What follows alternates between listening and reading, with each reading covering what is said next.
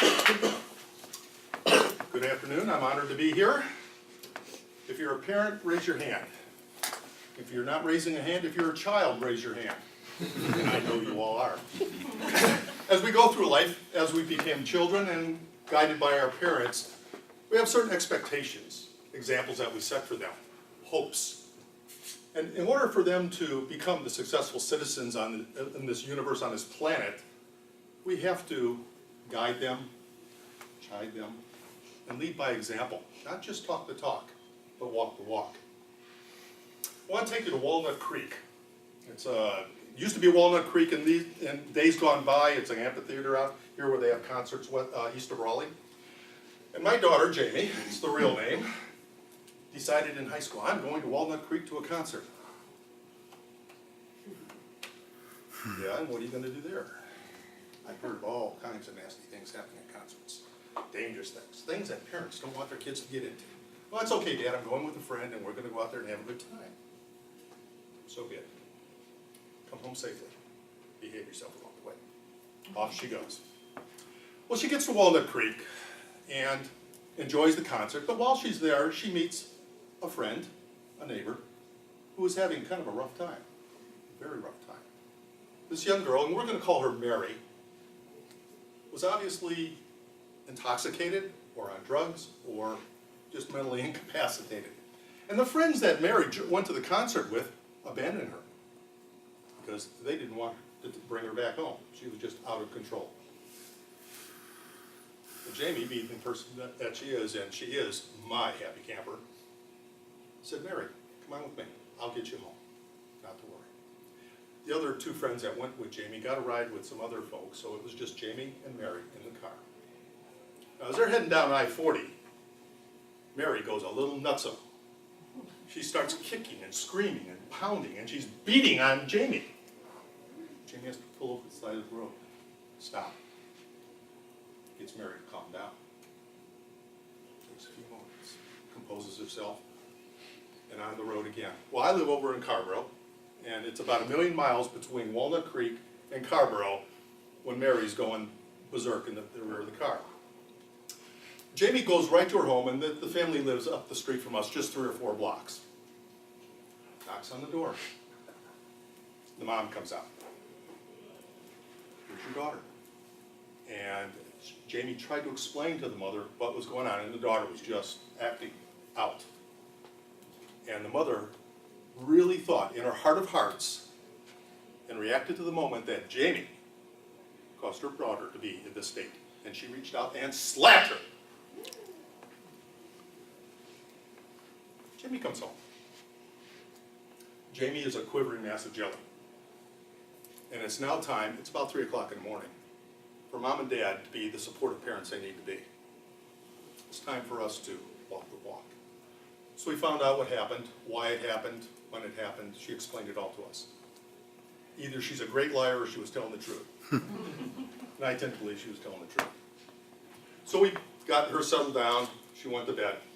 The next morning, picked up the phone. And I called Mary's parents. Hi, how you doing? How's Mary? Wow, okay. And the results of pumping her stomach out at the ER last night, everything is okay now? Yes, she's home. And good, I'm glad to hear that. I know this is a very stressful time for you, but I'd like to have a few moments to come over and talk to you, if I may. Your time, sometime today, is that possible? Okay, I'll talk to you later, bye. So I'm trying to set the stage here, but I, as a parent now, have got to take a little bit of action.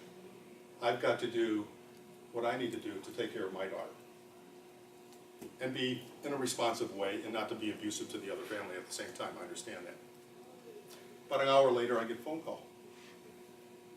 Sure, fine. 15, 20 minutes from now, great, I'll be over. I go over to the house. We sit down. Mary and her husband sit there. I sit across from them on the couch. And I tried to explain to them what happened, and after we got through the politeness of the hospital and their daughter's condition. And I said to the wife that you've got to realize what went on here and your reaction to that. And Mary was in complete denial. And the husband couldn't get to Mary, I couldn't get to Mary, and just trying to get her to realize that her daughter's got a problem. And finally I said to her, out of an exacerbated moment, I said, Mary, do you know what assault is? It was a still burn moment. I really didn't care what assault was, but Mary finally paid attention.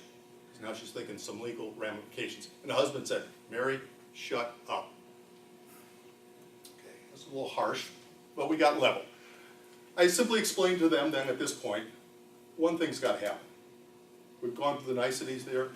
You owe my daughter an apology. You owe her to that on her turf, in her place. Well, don't bring her over. No. That isn't going to work. You violated her, you disappointed her, you slapped her. You're going to do it in her place when a time is convenient for both of you. And you're going to do it without my wife and myself being present. It's rather stern. I left. There wasn't an argument, it wasn't a discussion, just a statement of fact. A couple hours later, late that following afternoon, the call came. I picked up the phone. Hi, Mary, how you doing? Here's Jamie. Jamie talks on the phone with Mary for just a few moments. They're coming over in 15 minutes. Fine. So my wife and I, time for us to get out of the house. So went on down, walking down Bowling Creek Drive, down about a block ahead, able to look back. I know where the driveway is, and here comes the car. So we're being watchful. Mary and her husband comes up. They go in the house. They converse with Jamie. And about 10 minutes later, they come out. We see the car pull away. Good stuff. Unprompted, we scurry back into the house to find out what's going on. Jamie's a little teary-eyed. But it became a family moment, a time when a lot of the teaching that we've done and the cajoling we've done and the beating to death of our daughters that we've done over a period of years, like you've all done a little bit along the way, is it has paid off. Jamie did the right thing in very human relationships. She took care of a friend. She extended herself when perhaps she put herself at risk. She cared about another person. And she followed through, not just with words, but with action. She was walking the walk. And we as parents hopefully continued on that example as we supported her in her moment when she had to realize that it was time for her to depend on us as we've always depended on her. May I ask where we are in timing?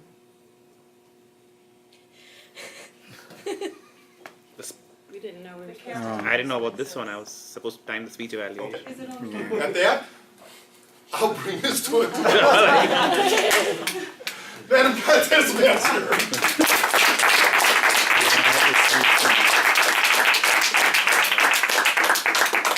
Hopefully the timing is on this camera. Actually, yes. It's 8:16. Oh, there you go. You're disqualified. You're disqualified. Thank you, kid. I'm crushed. So much. So now I ask Have you the done it off? Sergeant of Arms, Dr. Patton, sorry. if he'll escort our 3 contestants out of the room.